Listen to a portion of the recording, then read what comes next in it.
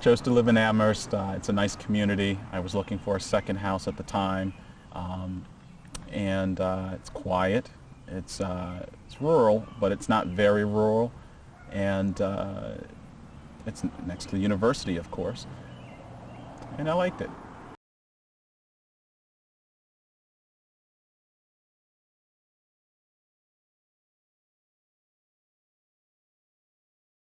Yeah, it was a plus because it would be vibrant. Again, it's rural, but it's not very rural. It's semi-suburban. So by having access to UMass and of course Amherst and Hampshire as well, it would provide some kind of a little bit of jazz, to the environment.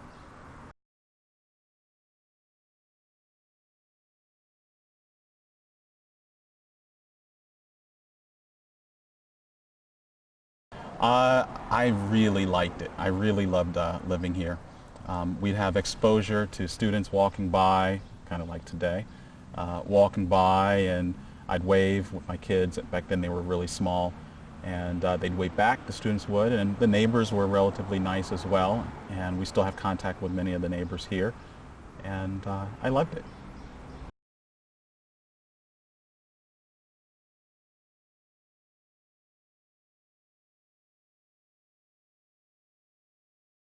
It's most definitely a neighborhood mostly of older residents, people that have been here for 20 and 30 years on.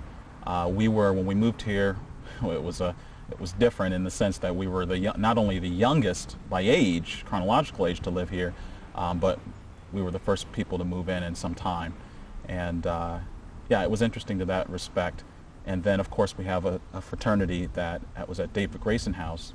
That building has been owned by a fraternity and then rented out to multiple fraternities thereafter for some 30 years, I understand.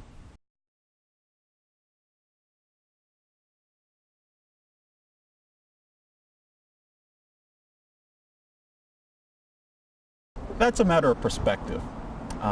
It's a matter of, in my case, I was further down, so I didn't get some of the ambient noise, if you will, that went on. But also in kind, I thought of it, knowing that you live on a street where the university is literally at the end of your block, you're going to have some of that overlap.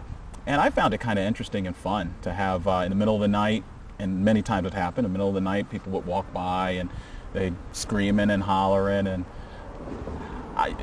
college wasn't that far away from me, that I'd forgotten what it's like to be in college. And so I observed the kids and the young men and women having fun, and I just thought it was fun. I'd have some that would stop by. Once I had one that stopped by, he got lost, wasn't from here, Western Mass, got lost or left behind and needed a ride to Northampton. So he knocked on my door at like 1 in the morning. I gave him a ride.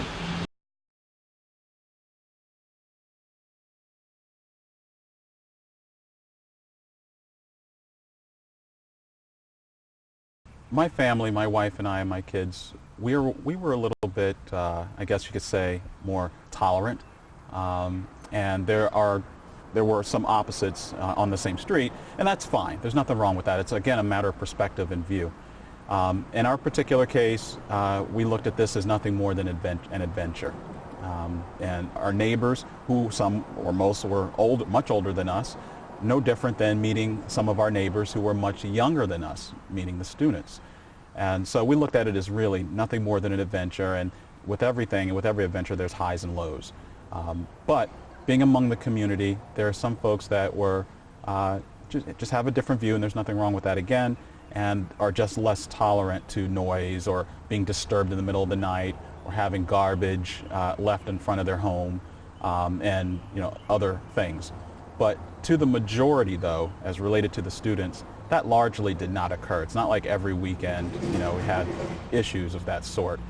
To the majority, the students, day and night, walk by, just like you all are, and go about their business. They're talking, and again, they wave, and if you waved at them and that type of thing. And I found it to be very collegial.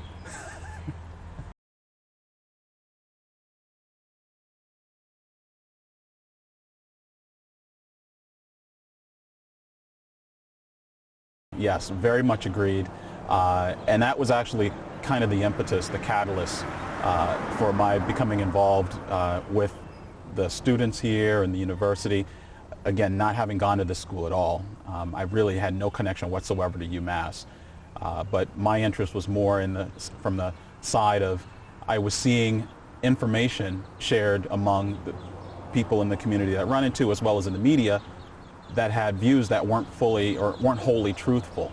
And to my observation and my experience, and having students come and work with me on the house. Yeah, we had students from 4 or 5 years ago. Mike DeFord, Paul Burgundy, Dan Oakes had plenty of positive experiences with them. We also rented some of the rooms in the structure in the building, because it's just me, my wife, and at that time my daughter. So we rented rooms to students as well that were grad students, Annalisa Martinez, and multiple. And we just had really largely a positive experience. So to kind of counteract some of the negative views, I decided on my own to go out and do outreach to the community vis-a-vis the students and UMass. So my first point of contact at UMass was Martha Patrick, who is now in the Ombuds's office. Lisa Queenan is her replacement. But I'd reached out to her, and we had a really good relationship and maintained it for several years, multiple years, up to present. And then I reached out to my first fraternity, AE Pi, which again was at the Grayson House. And they gave me literally an open door. So I walked down with my daughter, knocked on the door, and I said, "Hi, I'm new to the neighborhood. You guys are too. My name's Henry. This is my daughter, Mia."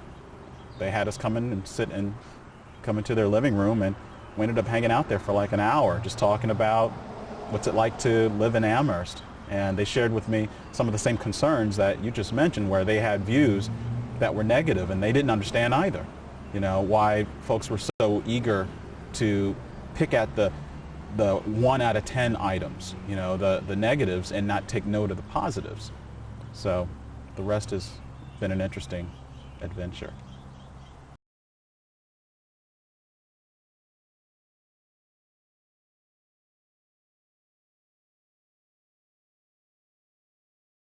Yeah, definitely have advice there.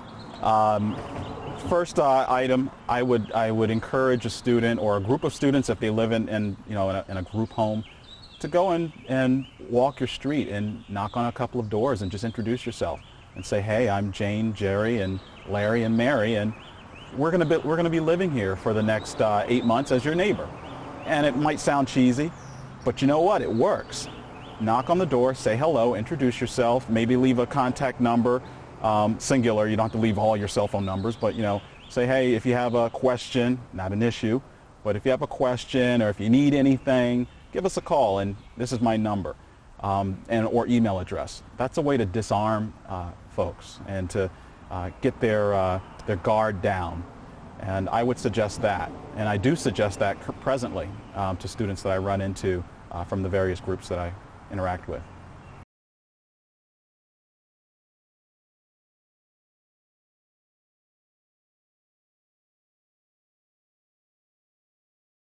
To be a good neighbor is to be respectful of those that are around you. If you're going to have a party event, whether it be by day or by evening, give some forewarning to your abutters, your neighbors, and let them know that, hey, from time X to time Y, we'll be having an event. You're welcome to come. That's what my neighbors would do.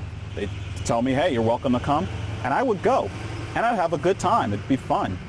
And in fact, for some day events, I brought my daughter with me. They had some barbecues and stuff. We had a good time. So, yeah, that's the way to do it. Exactly. Just everyone that goes to this school comes from a neighborhood somewhere. So when you come here to Amherst, this is nothing more than a continuation of your own neighborhood. So treat it as such. And if you have garbage, don't just lay it out anywhere. Put it where it's supposed to go. Don't throw your beer bottles or your water bottles or what have you around. And if you see it along the way, stop, pick it up, put it in your own receptacle, even if it's not yours. Those are, again, easy, cheap ways to have a positive view as opposed to a negative view from your neighbors.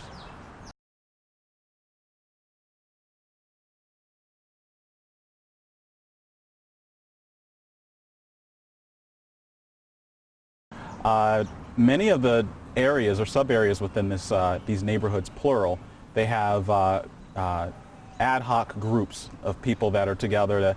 They have events once a year, twice a year, block parties, what have you. It would be great if those persons would also reach out to the students.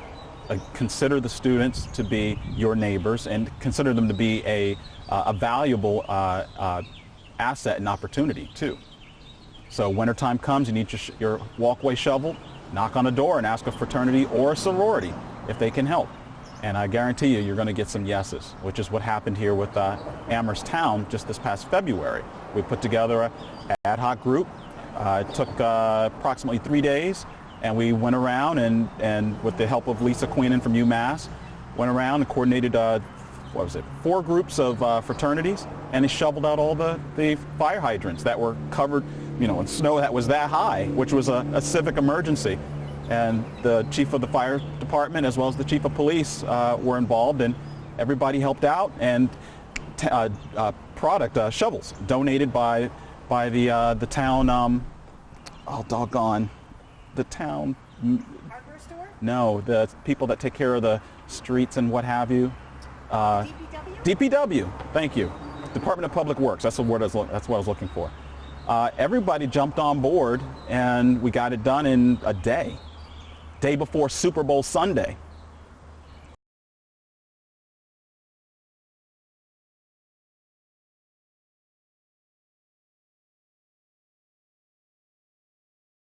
That's a tough question.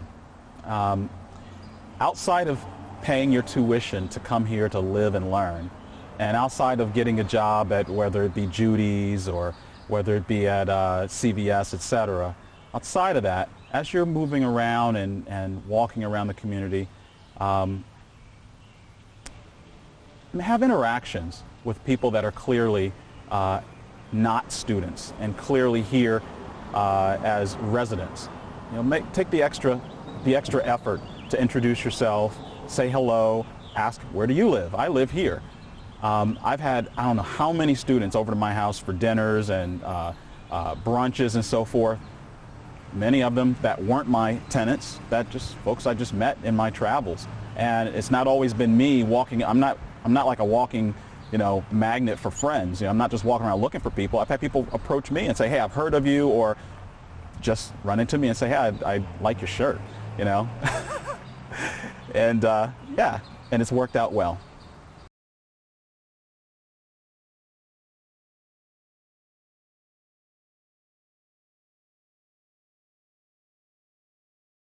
It is. It very much is a great thing, and the benefits are circular, just as you indicated. Initially, when you're doing community service, of course, the group or the person or persons that you're working with, they have a benefit. But then the persons that are working on the project, they get a benefit too. So they get personal joy and excitement out of that, having completed a project. And then you have those that are third parties that are not specifically doing the work, but nonetheless they are participatory in aiding or assisting the project to making it to completion, such as the fire chief, the chief of police, and the persons at the DPW. And then thereafter you have others that see the result of your work. So they're not associated at all, but they see the result and they're like, wow, what a wonderful thing. And that motivates them to go out and do things. And then I found that the students, cement truck. I found that the students, after they've worked on a project or two, then they get the motion or the idea to go and do their own projects without any motivation, from outside forces.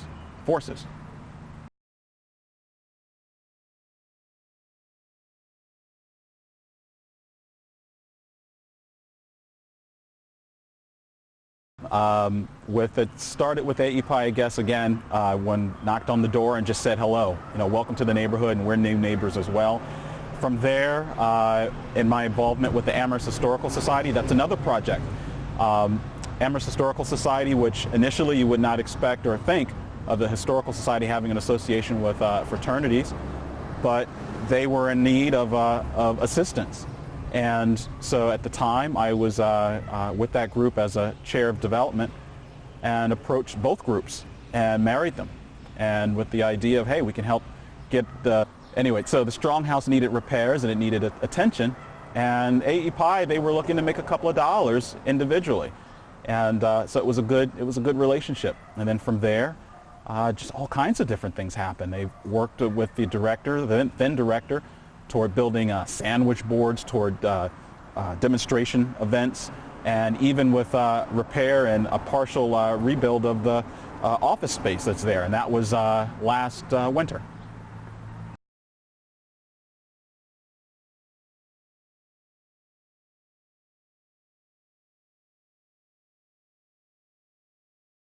I would like to see them offer more programs that specifically support volunteerism.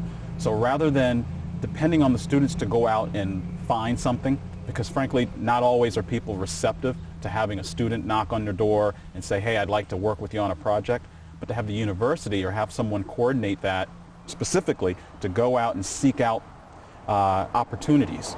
And then from there, divvy them out to those within a pool that are interested in donating 5 hours or 10 hours a month, of their time. That I think would be great, and it would be dually beneficial for the students and the university as a perception item to the community. Well, and I've never done anything like this before. It's not like I moved here and I had a strong background in walking around talking to peopleism. I just happen to have an open mind, and I was okay with I really enjoyed my neighbors, and that's one of my former neighbors there. She's really nice. Yeah, just had a general interest, and I kept an open mind. I think that was the key thing. Yeah.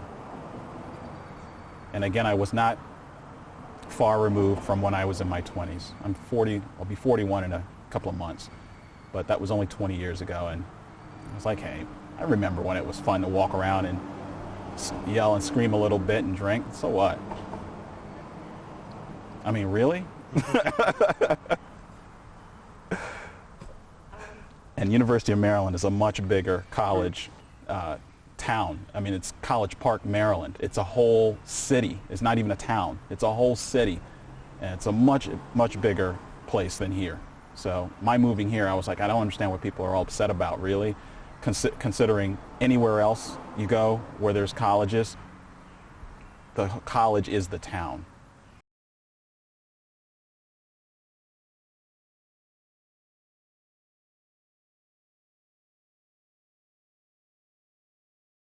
I guess in whole,